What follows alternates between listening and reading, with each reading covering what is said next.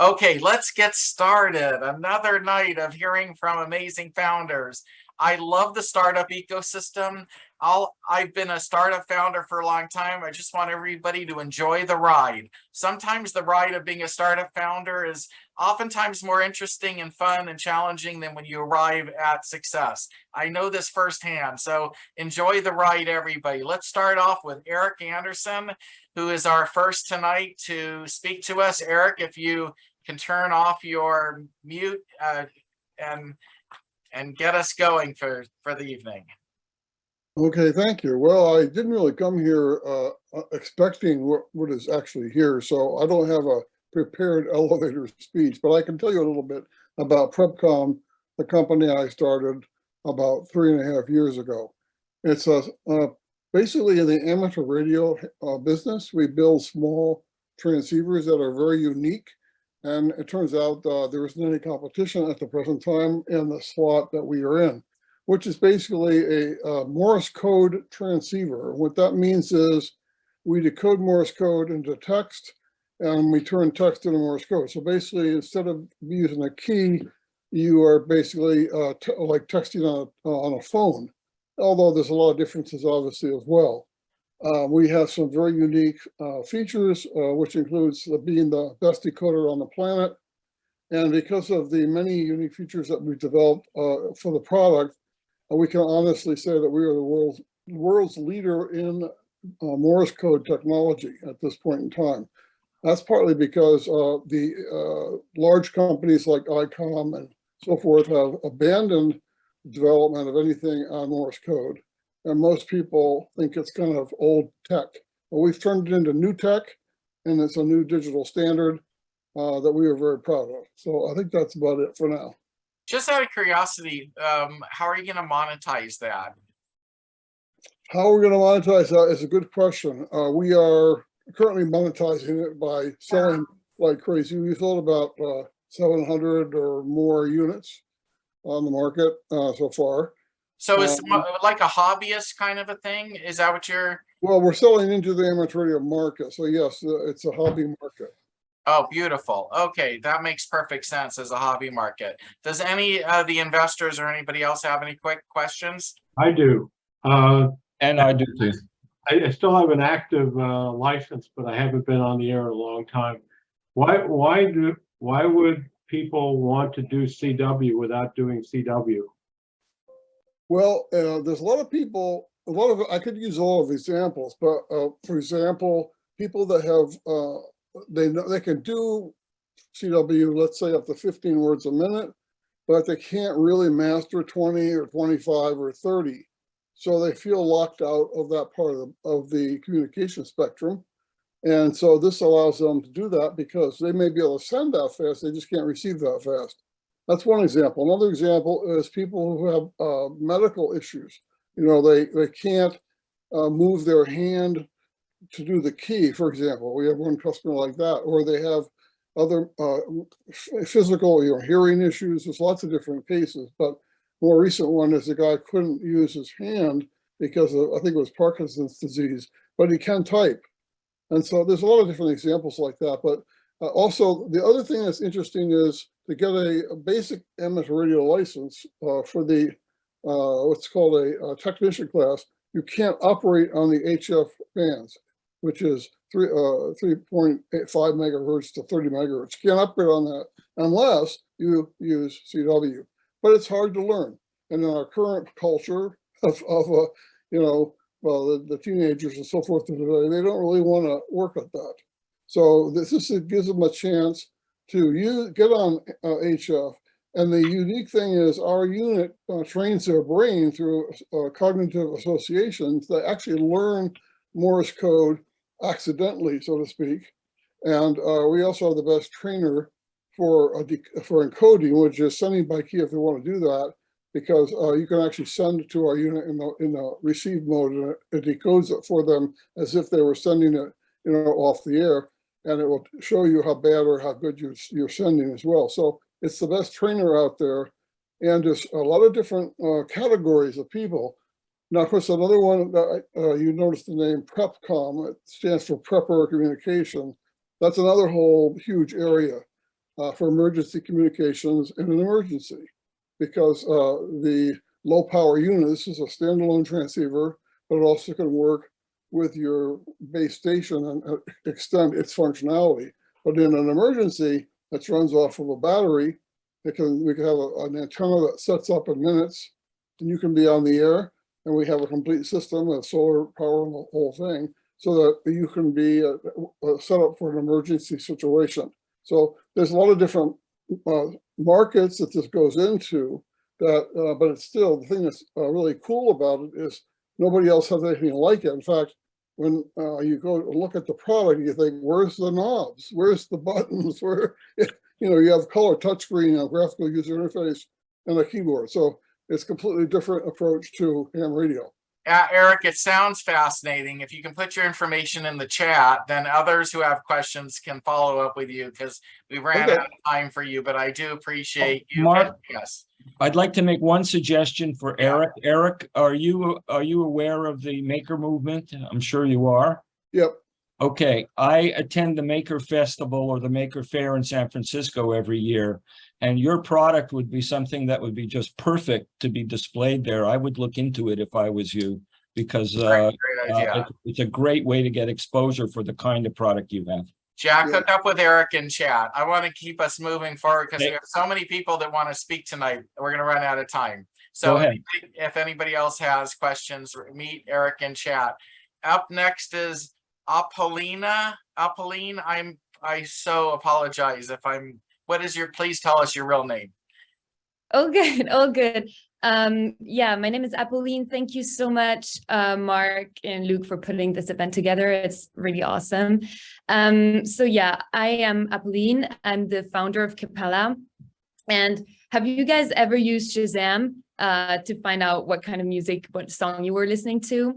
Well, I'm basically building the Shazam for babies. So a baby cries, and we'll be able to translate the meaning of the baby's cry and tell you the baby's hungry, fussy, in pain. We'll be able to kind of make predictions about what the baby's going to need, or analyze patterns and be, telling parents, oh, your baby seems to be in pain more than the average baby. You should probably go see a doctor, and stuff like that. So basically what I'm building is the Google Translate for babies. So you might be asking yourselves two questions right now. One, does this work? And two, why is this important? Let me just take a minute to answer both of those questions. Does this work? Well, our machine learning can translate the meaning of a baby's cry 3 times more accurately than the best trained human. And when I say best trained human, I mean neonatologists, NICU nurses, people who are professionals and who basically interact with babies all the time. And why is this important? Well, Capella, my company, is really on a mission to improve people's mental and physical health. And this has implication for both mental health, because it's a support tool for new parents. If you can address your baby's needs more efficiently, accurately, then you have more time to rest and you have less overall pressure. It also addresses the long-term mental health of the child, because we know that babies start to communicate with the outside world 4 months before they're even born. And then physical health, because this kind of sound classification and sound identification can have impact on diagnostics. For example, behavioral disorders that still face huge diagnostic delays, could be tremendously impacted by analyzing cries and analyzing patterns of cries. And that's kind of the long-term vision of the company. So I'm building this with a really cool team. We have a ton of MIT engineers, and we're really making good progress. And right now I'm looking to build out an advisory board. And I'm also looking to connect with anybody who might be interested in the project, interested in the mission, and who wants to be kept in the loop about our progress and what we're doing in this baby tech space.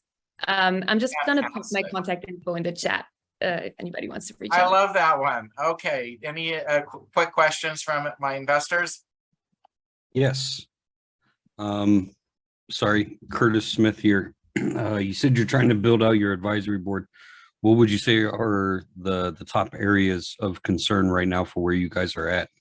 Yeah, so in our advisory board, we already have 2 members who are really specialized in the AI piece and data piece. So right now I'm looking for somebody who would be in the medical field. That's the kind of #1 priority. And then also maybe somebody who's more, experienced with strategic advisory and things like that could help us with fundraising and all these issues that are going to come up for us in the future. So these are kind of the 2 seats to fill right now. Do you know how much money you're going to be raising? We're not fundraising yet, and so this is not finalized, but we're going to raise a pre-seed round in the coming months, but I don't have a number to share tonight. Please come back and share that Yeah. with us when you're ready to raise. I will. It sounds like a fantastic technology that you're developing. We're going to move on though, and you can meet in the chat. Next up is Sam. Thanks, Mark, for the introduction. Hi, everyone. Sam here. I'm co-founder and CEO of 3D Continuum. Really excited to share with you what we are building here. We're based here out of San Francisco, and in a nutshell, we are enterprise AI SaaS company in the construction tech space. The problems that we are solving is addressing the $1.8 trillion of the bad data problem in the construction industry. As you might be aware, it's one of the largest industry in the world. It's a multi-trillion-dollar industry, yet it suffers extensively from lack of digitalization. So we have built successfully a product, a platform that is AI powered and provides operational intelligence and data-driven insights for the construction firms, and improves their visibility into their day-to-day work by factor of 10x. We have had successful traction. Some of the highlights so far this year has been completing 5 pilot projects and converting 2 of them to paying customers. And we are in the conversation with some of the big names in the field and large government agencies such as US Army Corps of Engineers. We are looking to hit $250,000 revenue by the end of this year. And what we are after is to start our first outside investment. We have been bootstrapping for the past couple of years to find a good foothold in the market, and we are looking to raise awareness about the startup and connecting with the right partners pretty soon. Any questions that you might have, happy to answer. Any questions? We'll see you in the chat. Thanks, Sam. Up next is Gene. Hey, good evening, everybody. Hey, Mark, this has been a great thing. I've been on this 2 or 3 weeks now. Very awesome what you're doing here. Like I explained last week, I explained to my young grandson that I am a professional Lego installer. We convert shipping containers into homes. There's a drastic need for affordable housing, as everybody understands in this nation. We're currently working on a project of starting to convert the old mobile home parks into modern mobile home parks. We can build a category 5. We're using hemp for insulation. We got solar. We're on a project right now. We're buying 3 parks. We need about $9 million to finalize that. We are putting a plant in that general area that can produce 4,000 homes a year. So fast-paced. Like I say, our average costs are $90,000 to $120,000 for a 640 square foot home. Go fully off grid. So we're quite excited about it. Once again, this is a great venue. As Mark had said earlier, we've had a number of contacts. I think 5 or 6 people reached out directly to us. So we're starting to finalize the investment stack and move forward. So look forward to meeting everybody. Thanks. Okay, great. Anybody have a quick question? And I apologize, we're going to have to move through the follow-up investor questions fast because we have so many people that want to present tonight. So Gene, you know the routine in chat. Thank you. And I'm really glad to hear that you've already met up with a bunch of people. That's exactly what this event is all about. Perfect. Okay, next up is Chris. Hey, I'll echo what everybody else said. Thank you, Mark, for putting this on. And hello, founders. Hello, investors. I'll just say this before I dive in. It takes courage. It takes a tremendous amount of courage to be a founder. And often cases, it takes courage to be an investor. So I commend everybody on this call for being one or the other, or somewhere in between, perhaps. All right, let me dive in. I founded a company called Carbon Kicker.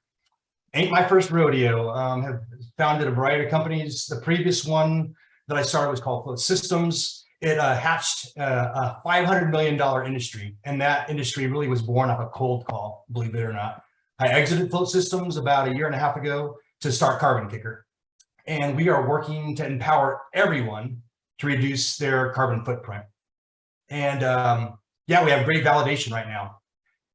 Validation in the form of Apple, in the form of Nike, form of Google, Samsung, MasterCard. Individuals from each one of these corporations are working with us right now behind our effort, and we're on a path to create hundreds of millions of dollars of revenue in partnership with these global brands. So why am I here tonight? Well, we're seeking to find additional seed investment to come alongside a investment that we believe MasterCard is going to make with us, as well as Accenture. So there's a lot of noise out there, if you will, in the carbon space. We believe we're onto something that's pretty special that will enable mass reduction. My email, chris@carbonkicker.com. If you want to talk about what we're up to, we're looking for early stage investors. Feel free to give me a shout, and I'll put my LinkedIn, etc., in the chat. So there you go. And for those of you that are in the carbon space, what Chris is doing is different from probably anything else you've heard before. So even if you are invested in carbon, it's non-competitive to also consider an investment in Chris and what he's doing. I'm really impressed. Chris and I were talking about what he was doing just a few hours ago. So look Chris up in the chat. We're going to move on to Aiken. Do I have that right? Aiken Tong, you're up next. Yes. Hi, everybody. Thank you so much for meeting you today again. This is my second day here, and I'm impressed as usual. There you go. There, perfect. Yeah, sure. Thank you, Mark. My name is Ken Tong, and I am the founder of Seeding Mercy. Seeding Mercy is a social venture that works in the space of food security. We provide climate smart training within agriculture field, and we provide financing, as well as storage and marketplace facilitation. As you may know, we have a huge population in the world today that do not have access to food. And I think we, the innovators, need to quickly find solution to it, which is why Seeding Mercy was founded. We work with farmers so that we can teach them climate smart agriculture, and then we finance them so that they can produce enough food for themselves and for the market. For the last 2 years, we have supported over 10,000 people who have gone on to produce enough food for themselves and for the market. We are a social venture, but we have a revenue generating model attached to it. We believe that we can make profit as well as doing good for our society. And this is what Seeding Mercy does. Thank you so much. And I would love to hear from you if you have any questions. Helping 10,000 people out is very admirable. So that sounds really great. Does anybody have a quick question? Hey, Mark, I'll weigh in. Aiken, that was great. This is Keith, and I'm a big fan in the food tech space. I've made a few investments out here, and I know that food scarcity, food security are big issues, and I have a feeling in your geography it is there as well. What are you planning to do to monetize the business? Is it your role as a producer, as a marketer, as a distributor? Do you see yourself providing a full supply chain through e-commerce? Give us a little bit more of a sense of what you're doing. And I know we're on a short timeline, so this is, I guess, a quick answer round. Hey, Mark. Oh, yeah. Thank you so much, Keith. We first started out as a training organization, but we have seen that training alone does not solve the problem that we have in our individual countries. So the government saw what we are able to do, and they went on to give us 10,000 acres of farmland. So now we are providing training, and we are also producing. This year, we got incredible funding from an organization based here in Texas to provide irrigation system because there is intermittent rainfall this time around. So we provide financing, training, as well as producing on our farms. I know we want to keep it moving. Connect with me. My LinkedIn's on here, and I can introduce you to some really interesting folks in the space. Thanks. Thank you so much, Keith. Thank you. I'll do so. Okay, great. Thank you. We're going to move on. Jesus is up next. Jesus, I guess. It's okay. Well, after the guy who just is helping feed people, I kind of feel like I'm kind of wasting time, but no. Hey guys, good evening, everyone. Thank you so much for everyone's story. Like I said, my name is Jesus Reyes. I'm the responsible for capital raising and the COO for Cutis AI. Cutis AI is a AI technology software company that helps large beauty businesses, cosmetic companies, and healthcare companies solve very complex and costly processes, most notably the product innovation. We have over 1.3 trillion synthetic faces that we're able to put into the market. So that way these companies are able to test the new formulas and be able to accurately deliver to the FDA results so that they can go to market faster. We already actually, like I said, we're a platform as a service company. We already have traction. We've been around since the end of 2021. We've got companies like Estée Lauder and Procter & Gamble as our clients, and we are launching a $5 million safe capital round to be able to launch the second phase of our platform, which is going to consumers, so that way they can also be able to start participating in some of the benefits of the platform. From the consumer standpoint, it helps them interact with their physicians to be able to address specific skincare conditions in a faster way and a more efficient way without actually having to go into the physician's office. So I'll leave it at that and then be able to see if there's any specific questions that everyone might have, because I know we're short on time. No, I appreciate all the short. Go ahead. This is Keith again. Hey, so do you do manufacturing, testing, getting approval through FDA? Do you do specific skin issues? Are you a manufacturer? Are you a marketer?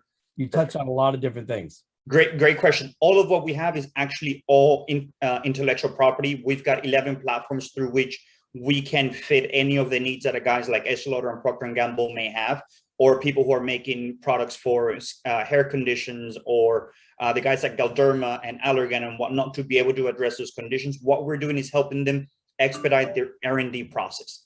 Híjole, increíble. How much revenue in 22? We are, as of right now, we're aiming at $3 million, and we're on a point where we are being victims of our own success. We need money so that we can execute on the contracts that we actually have. We've received about $22 million worth of contracts, but it's hard for us to execute all of them at once because there's about $300,000 for each one of these projects that we actually have to outlay for work, for server access, et cetera. So we're going out to market to be able to raise the capital so we can actually execute those faster. We are actually right now in consideration with a few other contracts, and we can't execute them because we don't have the capital. Sorry. We could connect on the back end. That's okay. Cool stuff. Perfect. Awesome. Thank you, Keith. Anybody else have a quick question? Please join us on September 24th for the healthcare. There's some people that have actually been here on a regular basis, and I just noticed they're not here tonight, who are very specifically healthcare, life science investors. So I definitely want to make sure you meet them. Absolutely. It's already on my calendar. Thank you so very much. Perfect. Thank you so much. Let's move on. Brian, you're up next. Great. Thanks, Mark. Thanks for having me. Hi, everyone. First time here, enjoying the session. I'm Brian Russick, co-founder and CEO of Earth First Food Ventures. We're a venture capital firm, an emerging manager, and we channel climate capital towards the scaling of smart proteins. Smart proteins for us are plant-based, fermentation, cultivated technologies, and infrastructure. We have 50 million in assets currently on a direct co-investment platform that we've offered to our family offices around the globe. Almost all of our capital is international. I've been overseas for 30 plus years. We've just launched together in partnership with Mill Trust, a $300 million fund to scale up the smart protein space. That will be an Irish ICAV with a Delaware feeder. And that's the bulk of our business, which is direct co-investment platform and fund structure in venture for scaling probably one of the fastest growing sectors on the planet today, which is smart proteins. And that's under in a minute, Mark. It's fast, but I actually would like you to take a little bit longer. Can you give me 2 examples of companies that you've invested in and what they do? So we're invested in a company here in California. I sit in Geneva, Switzerland, but I'm in LA today. A company called Every, used to be called Clara Foods, which is a precision fermentation company, the leader in its space. And this company produces egg white proteins without the eggs. And this is fascinating technology if you understand the size of the egg industry and how it could be beneficial to companies such as Bimbo, which is the world's largest bakery, Ingredion, et cetera, et cetera. This is precision fermentation. To stay in the fermentation space, Mark, we are closing 2 investments now in September as we speak. I'll do it on a no-name basis because we are in the process of closing. One is an infrastructure play for the scaling of precision fermentation facilities, co-manufacturing in the US and internationally. And the other is a biomass fermentation company that produces alternative seafood from biomass fermentation. Our focus is on production of proteins without animal slaughter. And this, by definition, is a lower greenhouse gas footprint and lower carbon footprint across the schematics for us. Love it. That sounds great. I welcome you. Continue to come back. We'll find some people that'll really want to hook up with you, maybe even in chat today. Thank you, Brian. We're going to move on. Thank you, Mark. We're going to move on. Rajiv, you're up next. Yeah, hi, Mark. Thanks for allowing this one. And this is my first time that I have joined to here. I heard about you from the LinkedIn, and yeah, so thanks. So my name is Rajiv Sharma, and I'm basically from India. I have a IT company, software development company with the name of R&D Experts, and I'm in this business from 2014, and yeah, we are doing good. We are serving our clients from all over the world, and basically we are clients from the US, Canada, and Australia, and the European. So so I'm not here today to pitch my product, just I came to know more about your group. So yeah. So, but yeah, I have developed the 2 or 3 products. One is the marketplace, which is called the Logista, and the other one is the 2D platform. That invention came during the COVID-19, that when everything was shut down. So during that time, I have developed the online platform where all the exhibitions, all the events can happen. And within 2 years, I have done with that platform around 50 events with the 2 or 3 companies all over the world. Yeah, thank you. Any question? Nice. You can hook up with people in the chat, and I'm not sure if you would be considered a service provider or not, but for all of those of you who are service providers, we are going to have a night where we will do more highlighting of just what you all do. Just so you know, right now I want to stay more focused on the founders, but I do appreciate, Rajiv, that you came and joined our community. Please continue to come back. We're going to move on to Alex next. Hey everyone, great to be back. I was here last week and had some great meetings with a few of you. So I appreciate the opportunity. So for those of you who have not met me, my name is Alex, and I am the co-founder and CEO of Gravy.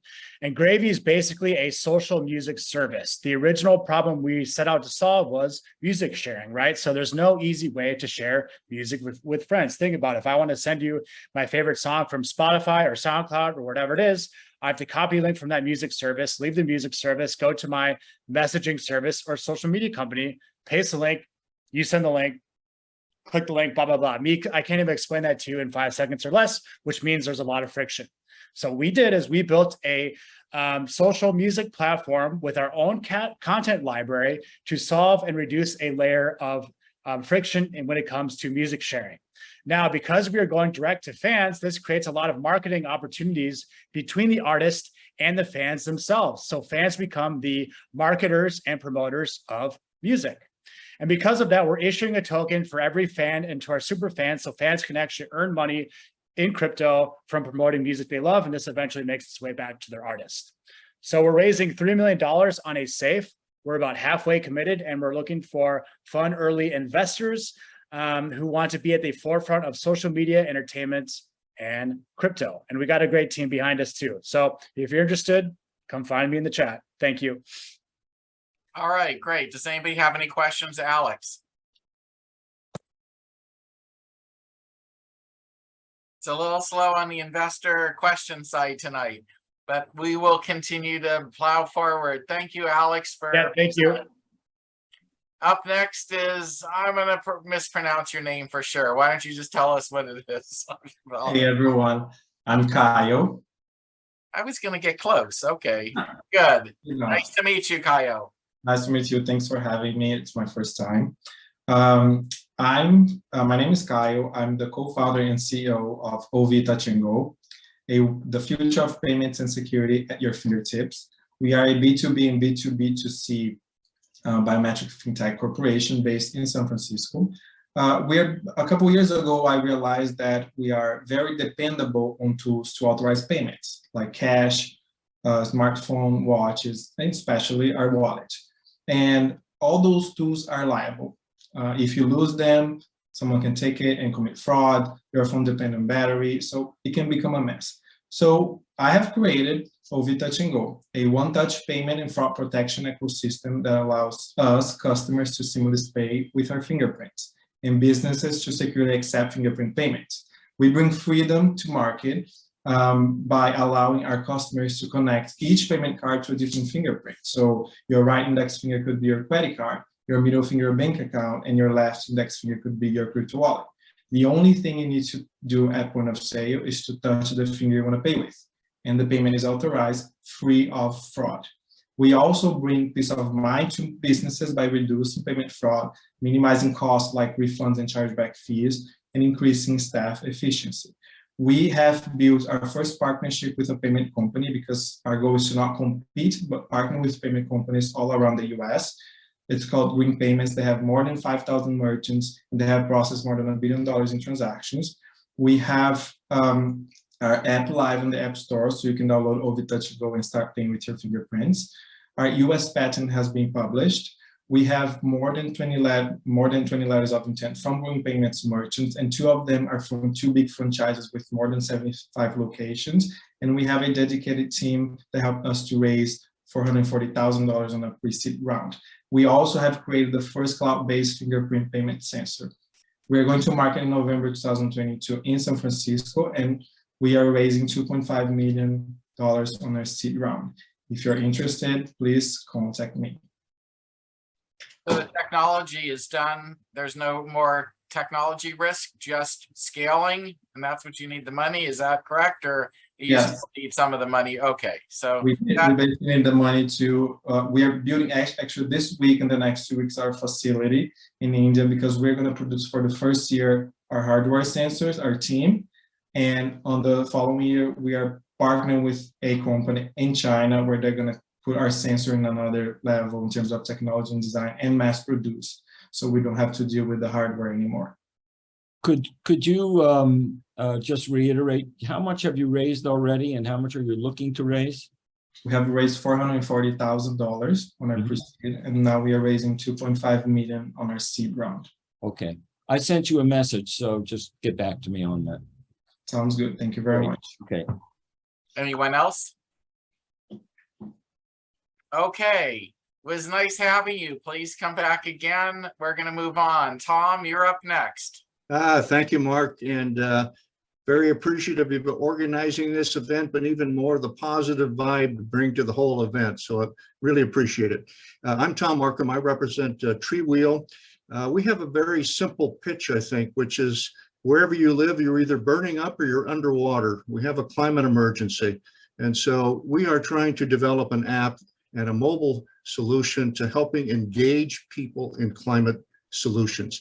We do that by helping them have an easy way, one-click solution to donating trees to any organization they want anywhere in the world. We're starting with the continental USA.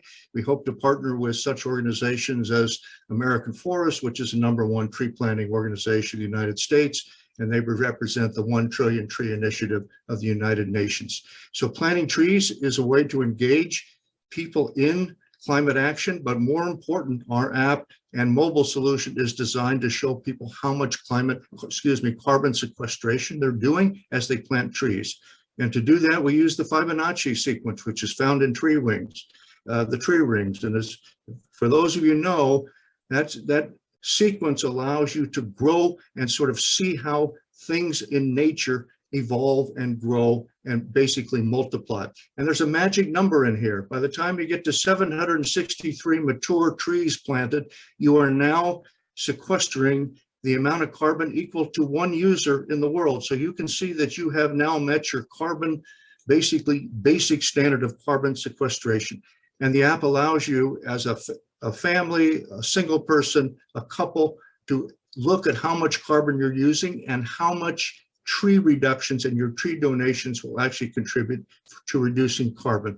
And this is where we consider to be really our advantage, because no one can actually understand how the metric tons of carbon dioxide works. It's an odorless gas. It's invisible. We know we need to reduce it, but this solution allows people to see, I planted trees, I've reduced carbon dioxide this much, I'm making a contribution. And our goal is to have that only be the first step, so that people can really take what we consider the important step, which is to engage in other climate solutions. We have the app prototyped. We do not have it coded. That's our first step. We're looking for about $500,000 to get ourselves in business. We think it might be a $60 million business over 5 years. There's a lot of interest in trees. That's what we want to do. $1 million would be even better, because we could really build the app out faster and get more exposure, but that's where we're at. We think it's a great solution. We're very excited about it. So thank you, Mark. I appreciate the opportunity to pitch this. I love that we have a bunch of carbon solutions. It's always nice to hear and see. Does anybody have any questions of Tom?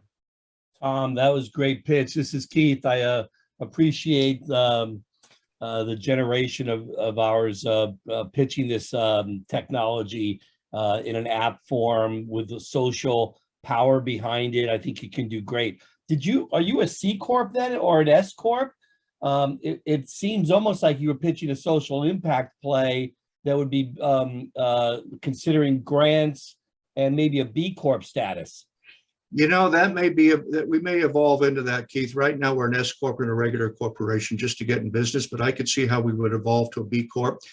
There's always the question of whether we should try this, do this to the entrepreneur route, or pursue some of the funding that's available for this kind of thing. There's a ton of funding, and it's going up, as you know, as a percentage of funding. Venture capital is tight, it's getting competitive, but the ESG initiatives and a lot of large financial institutions that do make investments, I can give you a whole bunch if you're not aware, but I know you're a smart guy, you can figure out how to get that information.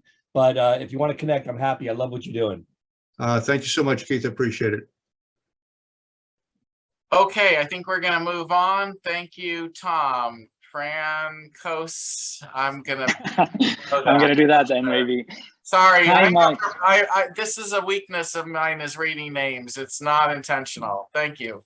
Well, thank you so much for having me. So I'm François Xavier. I'm French.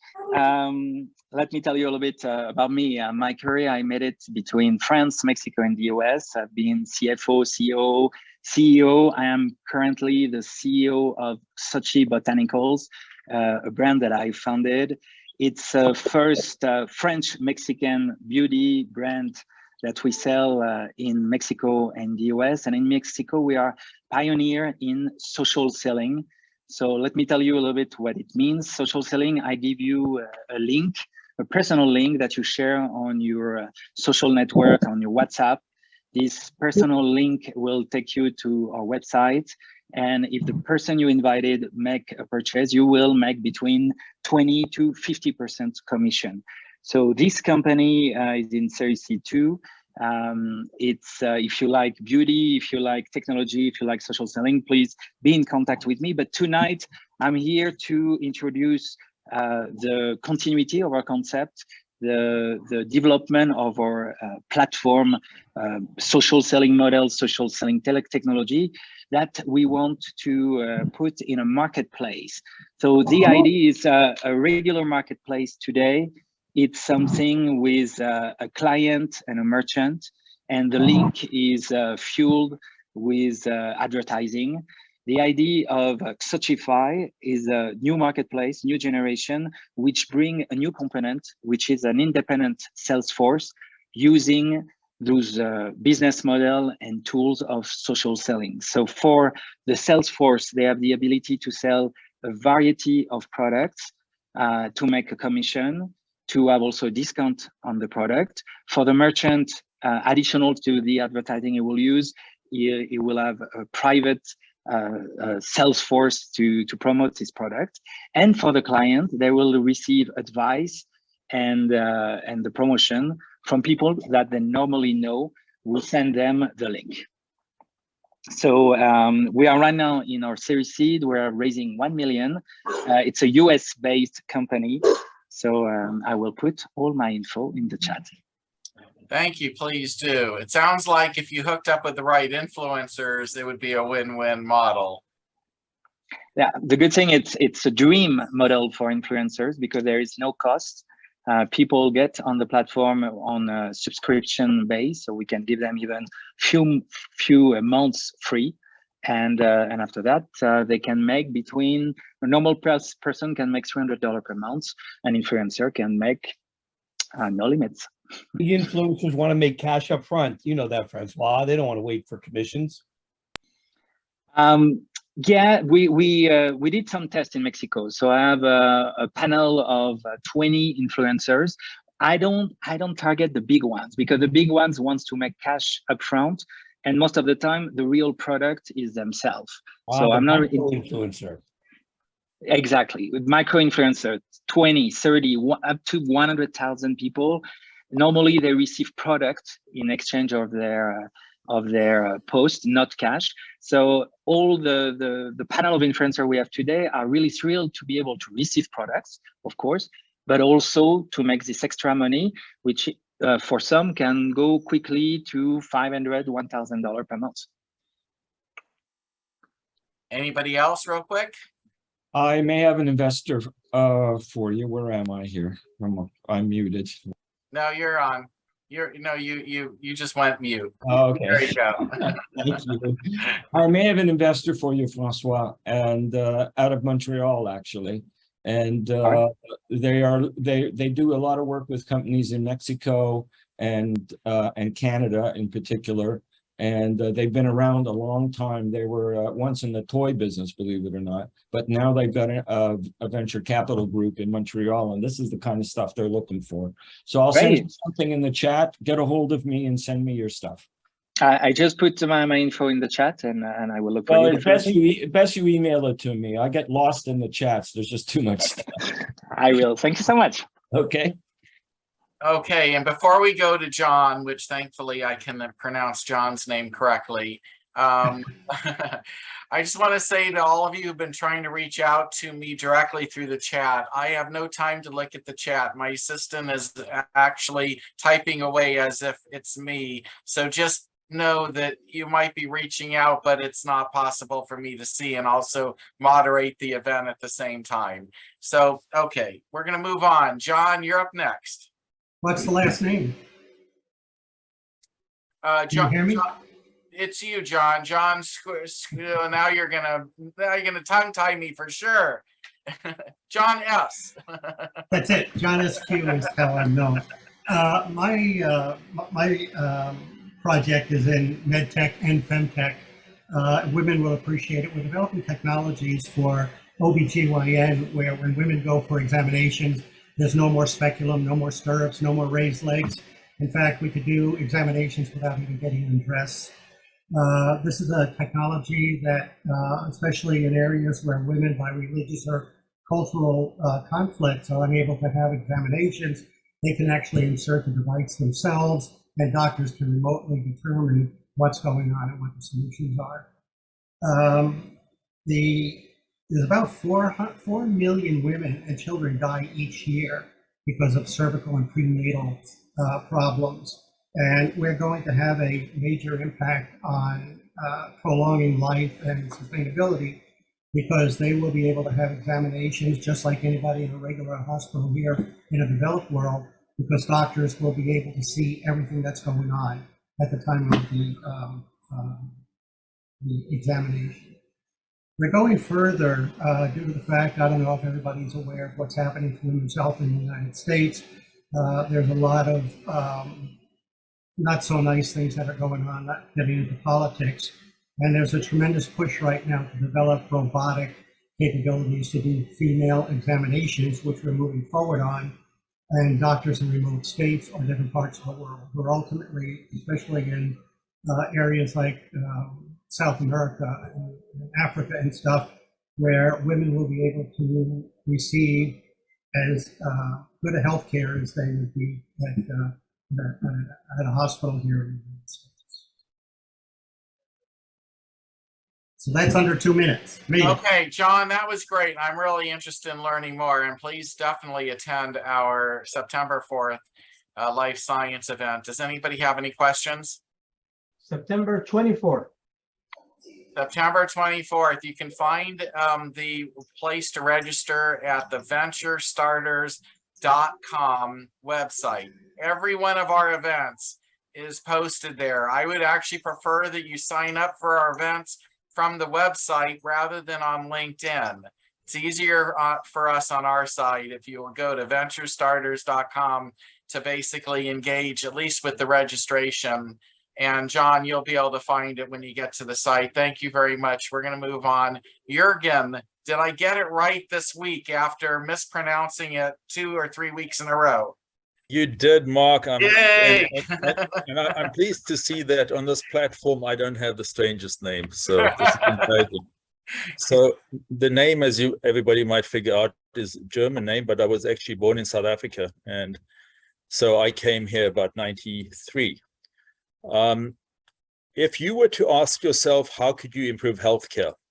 You'd say, well, the 3 players involved are the doctors, the patients, and the insurance companies.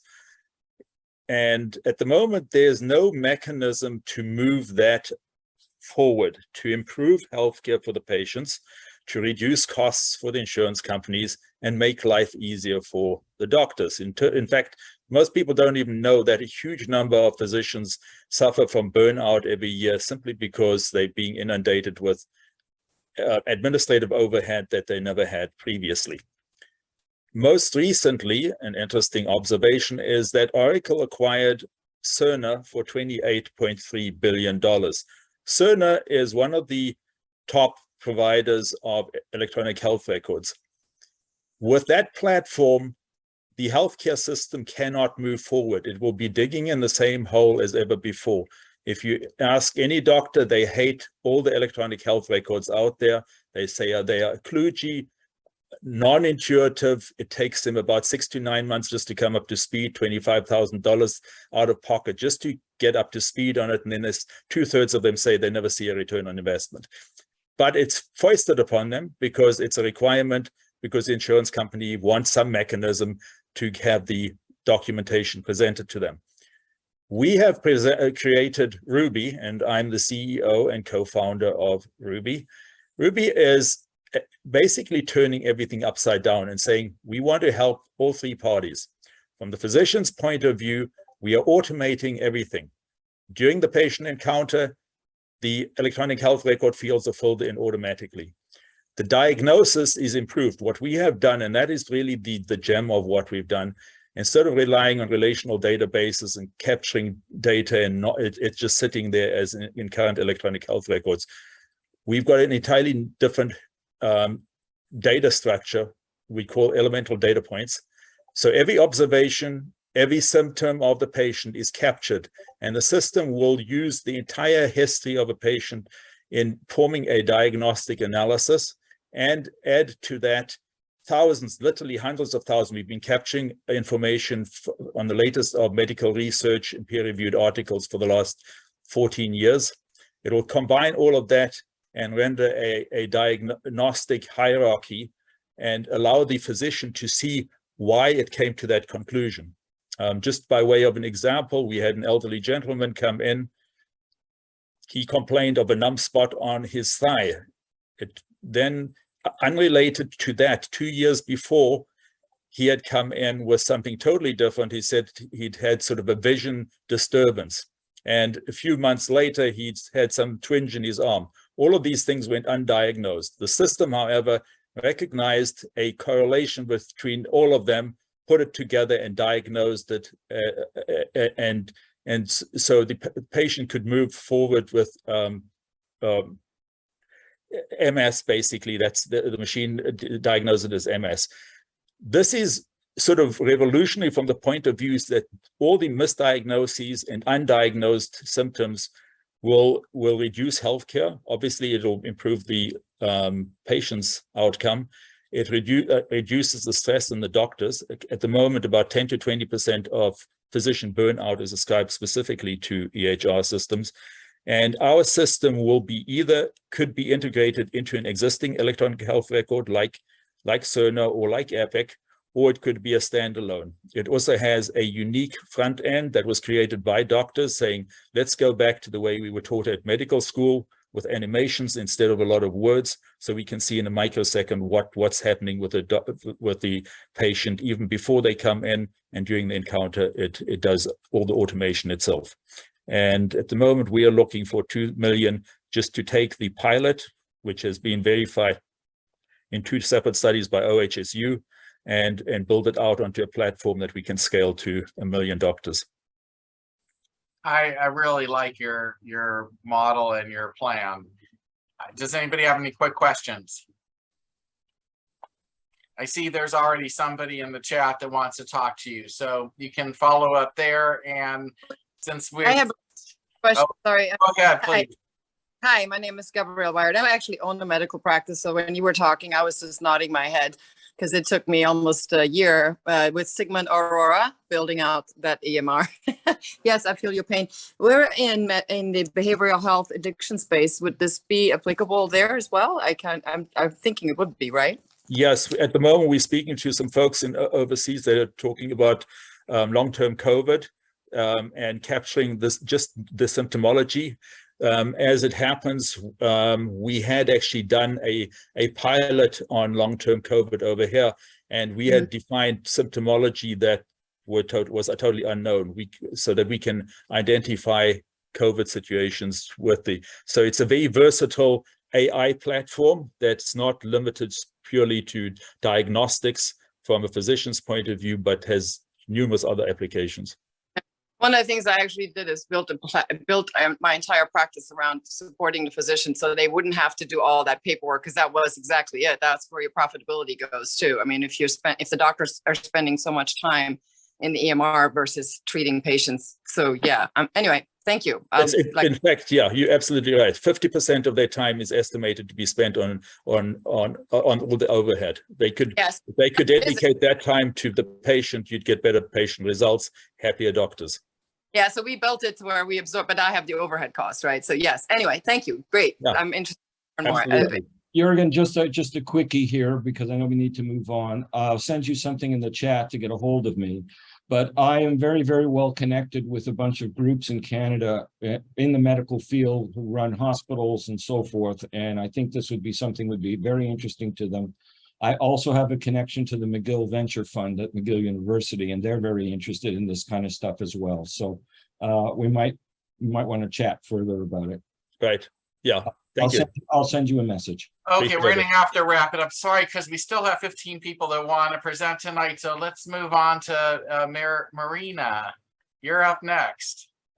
Yeah, hi, Mark. Hi, everyone. I'm Marina, founder of Diagneo, and looks like health tech is popular tonight. Thanks for inviting me, and it's my first time here. So Diagneo is at-home fertility diagnostic solution, empowering women to achieve desired pregnancy faster and with less cost and stress. Essentially, we address the problem of costly and inefficient fertility treatment process. And we do it because every second woman have difficulties conceiving, even after 6 months of trying. High cost of treatment and diagnostics testing are not fairly covered by insurance too. So out-of-pocket spends surpass $1 billion yearly in US alone. And long waiting times to get results from the traditional labs do not help, while every month lost is a true pain and stress. and we plan to change it. How? We are actually developing a rapid at-home test system to detect fertile hormones in the biological liquid. So the product is a convenient and fast testing, which works both for direct-to-consumer segment and as a solution for doctors at private clinics who can take timely decisions right at the visit time. We are targeting US and UK market currently, and we do have a MVP product as well, which serves as a digital ovulation test alone. We have put together the requirements for full product prototype, and we're talking now with the clinical labs who can help us develop the prototype further, looking forward connections in this sphere as well. And currently we're raising 1.5 million as a pre-seed round. So happy to take your questions. Thank you so much. Anybody have any questions? It's a huge market. I mean, this could be big, Jack. What do you think? Yeah, I think it would be absolutely huge. And I know a group in London who might be interested in investing in this. They just put a big fund together. And my background is in health sciences. So I will send you my email address. Please go ahead and send me whatever information you've got and let's talk further. But this, you're bang on. This is a very, very big, excuse me, problem. I have friends in Japan, for example, who come to the US because they can't get the kind of treatment that they need. So yeah. It anyway, should be big. Thanks, Jack. Yeah, so please follow up in the chat. I'm sorry, we have to race forward. Next up is Dennis. Hello, my name is Dennis Spear, and I am Green Builder Products, and we provide solution-oriented ideas for you and products. I happen to be the California and Oregon distributor for Helix Micro Rebar. It is a replacement for standard rod rebar using less than half the volume of steel for concrete 4 times stronger. I also carry ICFs, insulated concrete forms, and other concrete related items that will waterproof and also thermally coat the material so that you can reduce the temperatures of the buildings inside. We are working heavily toward climate control and curbing the carbon footprints, because you're using so much less steel in your concrete. You will end up having a smaller carbon footprint. The same holds for our buildings. Typically, our buildings will assemble faster. We cut anywhere from 1 to 10 days off of large construction projects. We have a team that includes architects, engineers. We have building inspectors, general contractors, and we can answer many of your questions. I am very interested in moving the Helix Micro Rebar because it will allow you to literally cut the thickness of the concrete slabs and walls you are putting up, which will further cut the carbon footprint. It works perfectly with PLC, Portland limestone cement, which also cuts your carbon footprint. And my waterproofer that becomes part of the concrete will waterproof concrete on the wet side or the dry side, and it is able to function to a depth of 500 feet. I am dedicated to helping you with affordable housing, high-speed construction, and I'm currently building a model cottage in Paradise, California, as well as building numerous other residences in fire zones in California, which is pretty near everywhere. So it sounds interesting. Can you get through planning without traditional rebar? It is code approved. It is got UES approval, ICC approval, and we have had no problems in any jurisdictions, even in the seismic areas in California. We do a hybrid design using some rod rebar in the worst earthquake-prone areas. Our buildings will withstand 18 to 80% more seismic forces than other types of construction. And it also is a lower cost for lifespan. We've estimated 50-year lifespans. The American Concrete Institute and the U.S. Resiliency Council ran the numbers and said in 50 years, you will have anywhere from 270% to 530% less expenditures. We don't have time for more questions, but please put your information in the chat, because I don't know about anybody else, but this sounds fascinating to me and I'd be interested in learning more. Thank you very much, Dennis. Thank you, Mark. Yeah. Next up is Lalit. And you don't have your camera on, just so you know, besides not being Hi. Yeah, thanks. I am Lalit Chudiala from India, and I develop a concept, develop a method for produce high amount of energy and heat energy, and applications of my project is for thermal power plants. This is a new technique to produce heat energy. By this energy, we boil water, and by making steam, we move turbines and generate electricity. So basically, this is a chemical reaction, and in other words, control atomic reaction. And we lost dependence features. We lost dependency from on coals and fossil fuels, and 100% renewable at higher temperature, 3000, near about 2500 to 3000 degrees Celsius, and no burning, only heat generate. So no pollution, total revolution in energy sector. And another thing is this, that we also convert into this reaction into plasma. Many bioproducts we can receive, and we also develop solar panels from this reaction in future. And ultimate, I got already Indian grant. I got grant Indian patent. Solve solutions, make designs, solve chemical reaction theories. Now I need two investors to develop first prototype that need 1 million USD, and then go for commercial production. That need another step, maybe 100 million.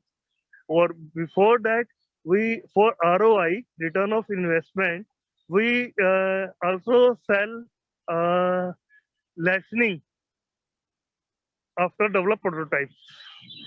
So this is total revolution, reduce carbon emissions, stop pollution, and lost dependency on fossil fuel, or in cost cut down of generate electricity more than 70% from solar, not a thermal. Well, just like only production cost, no wastage of fuel. The fuel we invest return back in last of reaction. Okay. This is my, yes. It sounds amazing. From what I heard, I think we would all, those of us that are interested in power, would like to see some information. Do you have anything printed that you can email us if we request? Okay, my English is very poor. I am not from academic background, but my invention speak everything. I'll reach out to you directly to see if we can learn more. For those of you who don't know, that I'm in the power plant business. We own a hydropower company, and I'm interested in all forms of how to make power. So that's just another tidbit. But in any event, we're going to have to move on. Thank you for calling from such a long distance away and participating in our community. Up next is Camila. Thank you. Hi, everyone. Hi, Mark, for having me. It's my third time attending, and it's always really pleasant. I'm Camila Navarro, and I am the founder and CEO of Milatech. We are a startup in the logistics and technology industry, and we are disrupting the industry by creating the first ever startup catering to luxury e-commerces. So we actually developed a system that is proprietary, where we know and understand what luxury e-commerces needs and their needs.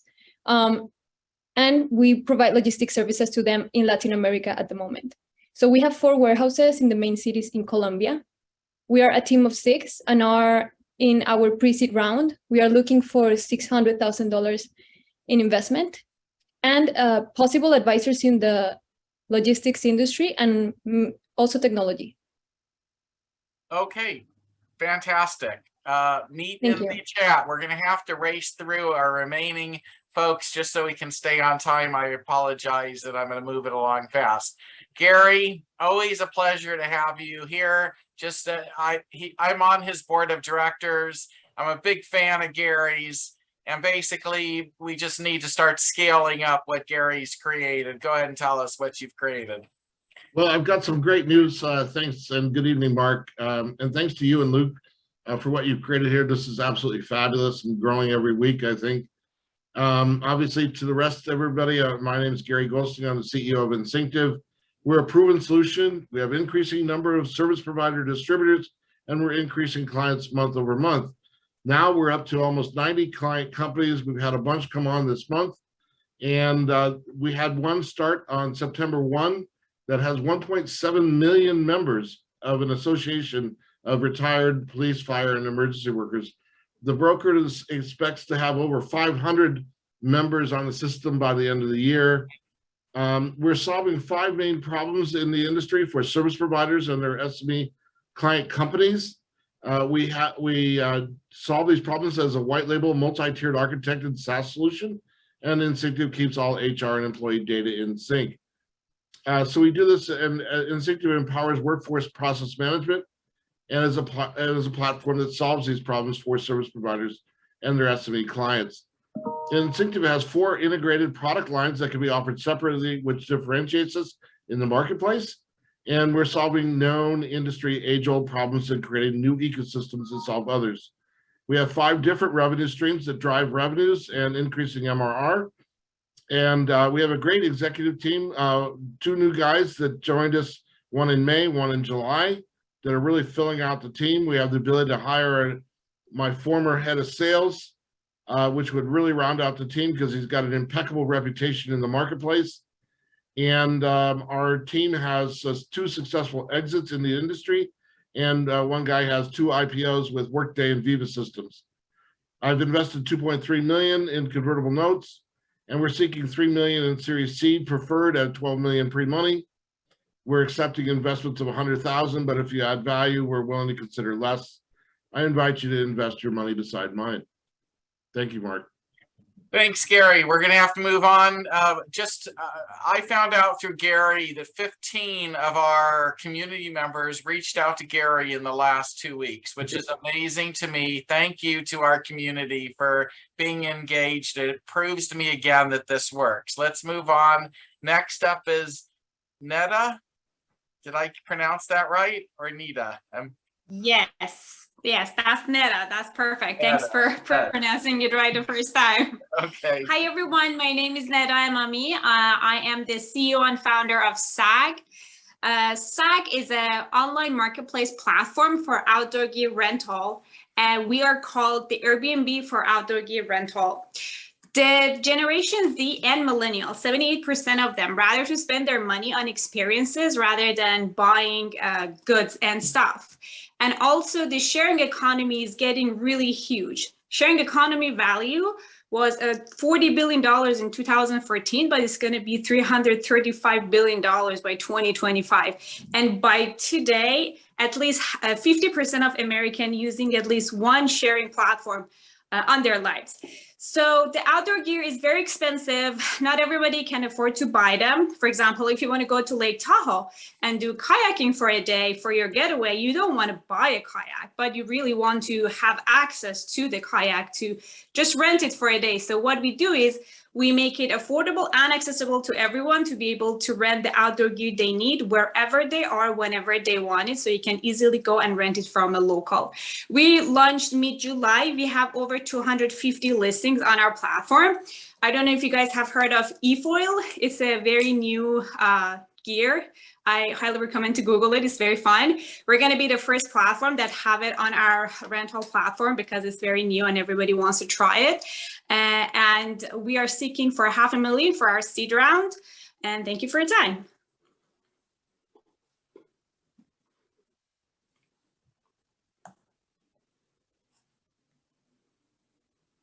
Mark, we can't hear you. You're muted. Mark, you're muted. Yeah. Thank you. Sorry about that. Hey, real quick. Oh, David. Netta, yeah. Hey, Netta. Yes, hi. This is David Culver. I was co-founder of an outdoor gear and apparel company. Awesome. But yeah, I'd love to find out more what you're doing. I think I have the understanding, but my contact information should be in the chat. Oops, I'm gonna have to recopy it again. I'll put it in the chat again. Perfect. Thanks. I will definitely reach out. Okay, we got to move on. Chigozie, you're next. Hi, everyone. Thanks, Mark, once again for this platform. My name is Chigozie. I'm presently in Boston, where I just concluded an MBA at Babson. I'm the founder of Brand Zoos, and I'm Nigerian. In Nigeria, we have over 45 million small businesses, similar to your mom and pop shop over here in the US. And a good number of these businesses, about 76%, running into 30 million businesses, do not have any presence online. And this leads to poor sales, leads to low revenue, no exposure. And this is despite having the internet infrastructure. Everybody has a smartphone in Nigeria now, and people are on Twitter, people are on IG. But these businesses are still operating from a physical location alone. What we've built a digital directory that has the ability to conduct transactions with Brand Zoos. Brand Zoos is just like a Shopify, but built for the Nigerian space. So far, we've been able to have our pilots in the market, and we have about 8,000 businesses, and we have unique visitors, about 300 every day, every month, coming to contact these businesses. We are presently part of the Mass Challenge cohort, and we are raising $300,000 to take these pilots from these 8,000 businesses to about 100,000 businesses to make us more appealing to the partners that we are presently speaking to. All right. It sounds fascinating. Thank you very much for pitching. Meet others in the chat. Up next is John. Hi, everyone. Nice to be here again. Thanks, Mark, for the invitation. Yeah, my background is in building scalable cloud-based businesses. I created jobs.com, which we sold to Monster. I created jokes.com, which we sold to Viacom. Pretty much have been building scalable cloud-based businesses. My current business is called Energy Cloud. It's data-driven like all of my other businesses, but it's a health tech company focused on building healthy, efficient, and sustainable buildings. Our main product line is Hummingbird. You might be able to see one of our units behind me.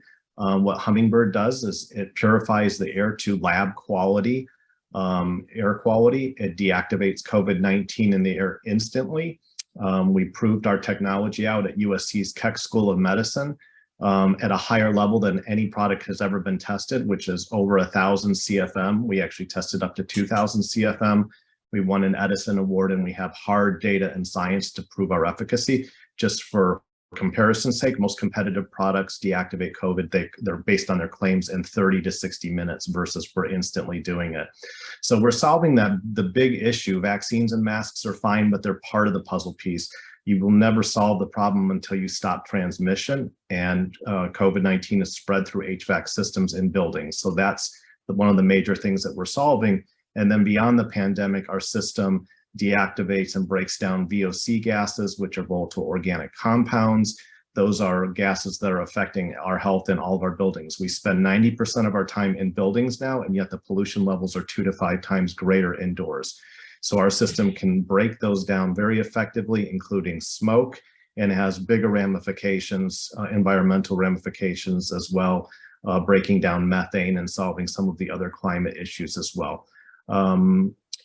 You know, I think one of the things, just to say, we're raising a Series A of 8 million. We are revenue generating. We've had large clients, new clients coming on board, new dealers coming on every week. Our use of funds are primarily going to be used to expand marketing and sales and scale the company. Our technology heavy lift has already been done. And so I put my information in the chat and look forward to chatting offline. Thanks, Mark. And I've actually talked to John about this. This is a great one. You know, any of you investors should just take a deeper dive like I am. John's really fascinating in his businesses as well. We're going to move on to Daniel next. You're on mute. There you go. Yeah, there we go.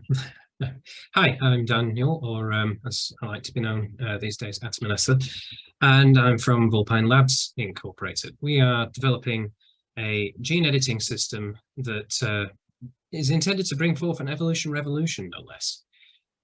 We want to make it so that it's a very simple matter to take a sample of your DNA, put it into our system, and to work out how that forms your body as you know it now, and how you can change it to solve whatever genetic problems may be occurring to you in your lifetime, and to then see about potentially customizing your body. So essentially the software that we're developing, its long-term goal, and I do mean long-term, you know, 5+ years at least, would be to act as a kind of avatar editor for real life.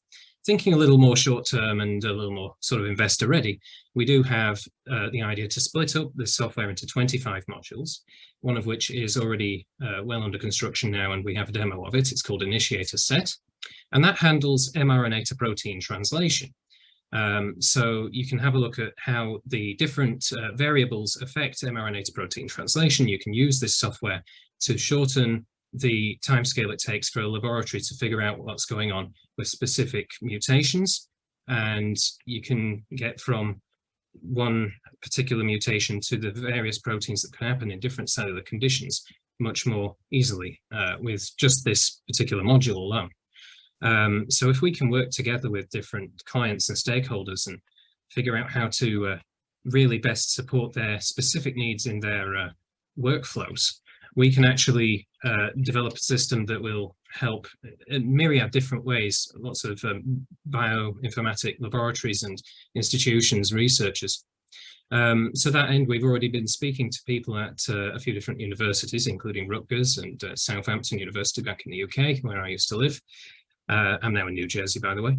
And we've also been looking at hospitals and other such institutions.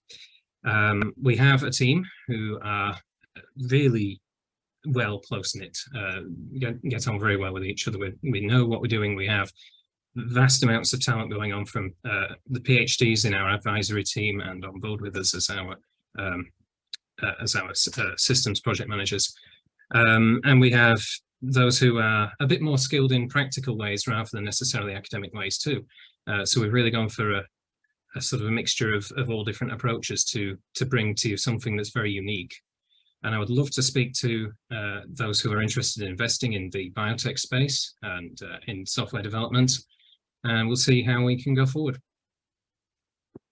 You should definitely come to our September 24th meeting. Absolutely, I'd be glad to see a deck just to know. And thank you very much for pitching. Up next is James returning, who has a fantastic his business can be amazing. It's hard to do in 2 minutes though, but give it your best shot. Give me the highlights in 1 minute. Thank you, Mark. We're here for the 5th time. We actually have had 17 people follow up with us, Mark, so we're happy to be here. Nice. We're a joint venture company between 2 IP companies. We are developing a RISC-V processor to disrupt the AI training industry. AI is on an unsustainable path. The data models are getting very complex, over-parameterized, and it's all because of the math. We are going to commercialize a technology that has solved that problem. With our technique, you can find the global minimum of the nonlinear optimization problem in a single run. This is a very important innovation. It'll allow data scientists to no longer waste their time iterating and trying to find a global or a minimum solution, a local minimum. They can work on important problems. There's also an issue with explainability that we solve, and it's going to totally disrupt the industry. So we're very excited about commercializing our technology. We need a special chip because we have to modify the circuitry just a tiny bit, but enough where a GPU from NVIDIA won't work efficiently. The ASICs developed by GraphCore or Cerebras, they just won't work. So we'll be the first to market with this revolutionary technology, which we know it's going to disrupt the industry and save the industry and all the greenhouse gas effects that it's creating right now. We're looking for 25 to 35 million, and this is a multi-billion, $10 billion hardware industry a year right now.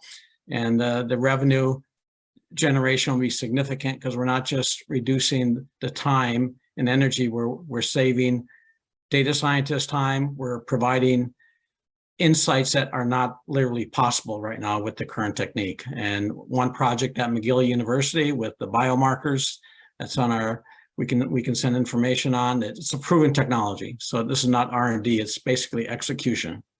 Thank you. Great, thanks, James. We're gonna move on to Gabrielle. James, just wanted to mention that I read an article about you. It's something to do with McGill, which I'm an alumni of. So very interesting. You mentioned that I did send you. I followed up with you, Jack. Yeah, I'm trying to catch up on everything. I've got a lot, but I'll get to it. Yeah, all right, thanks, Jack, and thank you, James. Let's move on, just because of timing. Gabrielle, you're next. Okay, I'm coming. Sorry. I'm trying to work this. Okay. Hi, my name is Gabrielle Wired, and this is my first time here. I'm going to turn up my lights a little bit. Yes, I actually own a addiction medicine practice. We are in Virginia. I have grown this company over the last 3 years from about 100 or so patient, 200 or so patient to about 700 patients, although I've been in this business since 2004. I'm jumping all over the place right now. I've never done this kind of pitch. We are what's called a certified OBOT. There are about 8 states in the union that have a very unique model that involves Medicaid, which means we actually get paid and get paid quite significantly. So we're in an expansion mode right now, and the main issue we face is really cash flow. We would like to expand, first of all, throughout Virginia, but actually have a plan to go nationwide. We also have integrated functional medicine, others, natural types of medical practices to really treat the whole body. The entire company, what makes us different from everybody else, is founded by people in recovery, for people in recovery. And while I said this company that I'm seeking funds for has only been around for about 3 years, I've been doing this since 2004, and my core providers have been with me since then. And I think that speaks volumes of who we are, because I don't have attrition. We have built a company that stands singular in its performance, I believe, and what we deliver.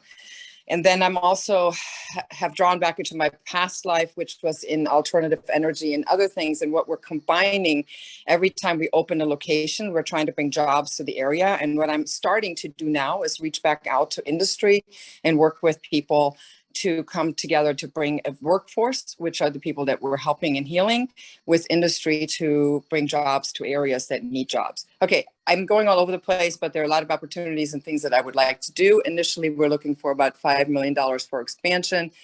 And like I said, first time ever doing this. Next time I'll do better. Thanks for listening. No, you did great. No, please come back and join us on the 24th. We're very happy to have you. It sounds actually interesting. I'd be interested in learning more, but we have to move on. Gideon, you're next. Hi, thanks everyone. Thanks, Mark, and thanks for the Venture Starter team. My name is Gideon. I'm from Retreasure, and we are making recycling services more accessible and inclusive, while also simultaneously supporting recyclers' capacity for recyclables collection in developing countries. In Nigeria, where I live, We see the problem of waste management, recyclables, plastics in particular, and other recyclables, clog public drains and claiming properties and lives whenever flood arises from that. And then we see the logistics problem that recycling companies face. They incur high environmental and economic costs doing their job as recyclers. A recent report from the United Nations Environment Program has it that in Nigeria, a plastic waste that is mismanaged every day sits at over 2 million kilograms. When my team computed that, realized that that is over $600,000 wasted every day. So my team, we want to help recyclers optimize how more recyclables will be collected and recycled, and to reduce their cost of collection.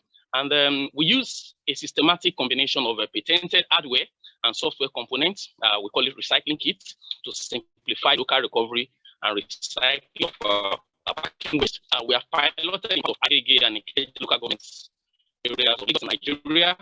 We're at the moment.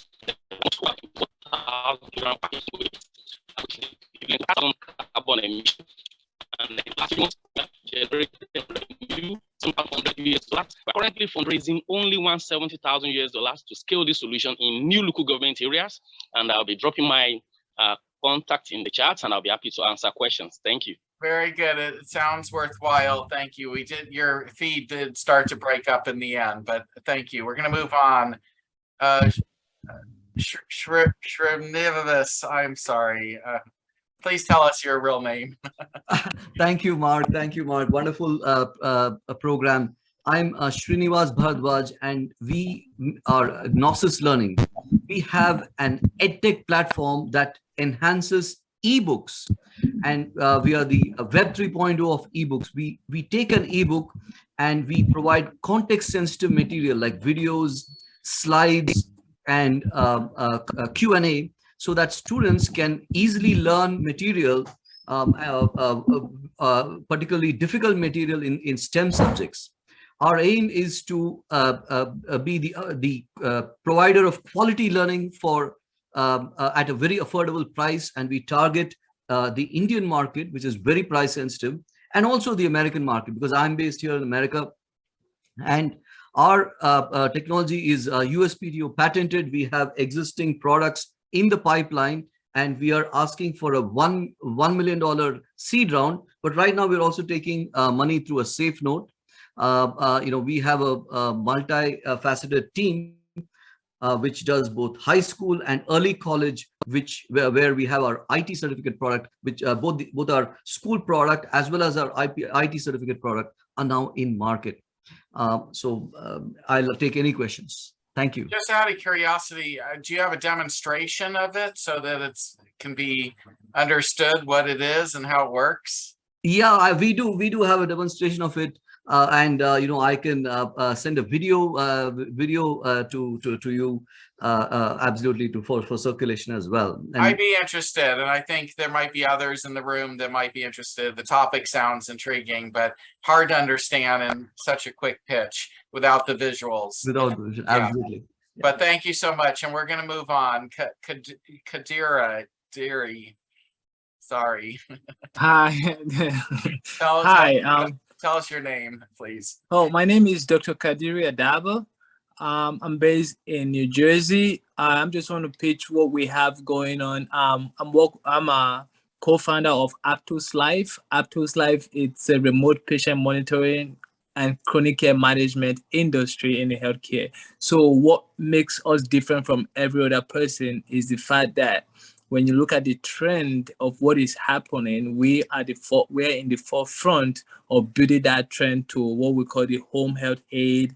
The home hospitals. So our platform is designed to help both providers and patients to reach maximum care.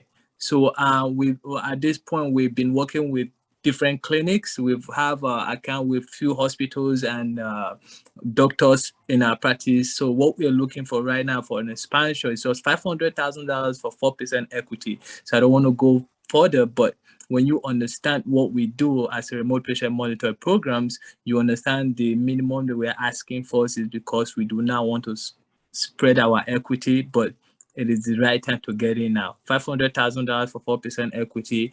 And what are we looking to do with this is to expand our market from what we are currently doing right now. We have already on a few incubator phase with other teams.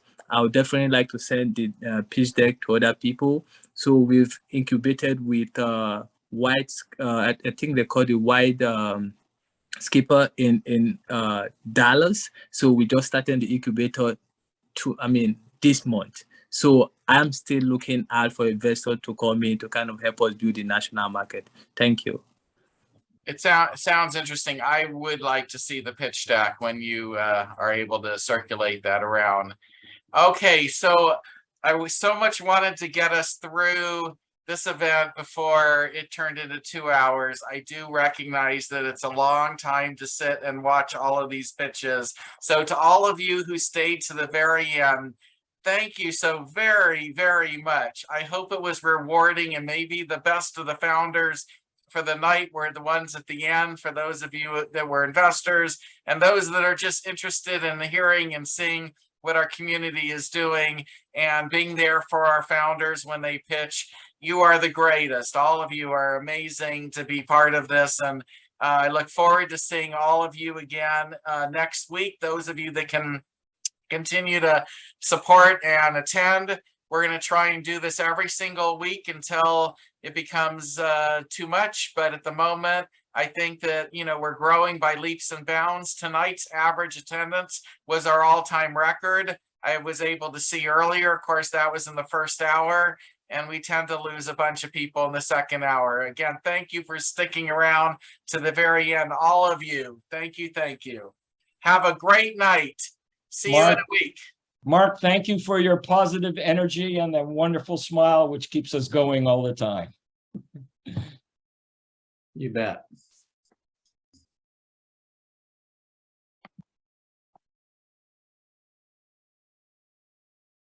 Is this the part where we get to trail off into random conversation? Yeah, so we're going to have you talk next week. I'm sorry. We're going to call it a night for tonight. All right.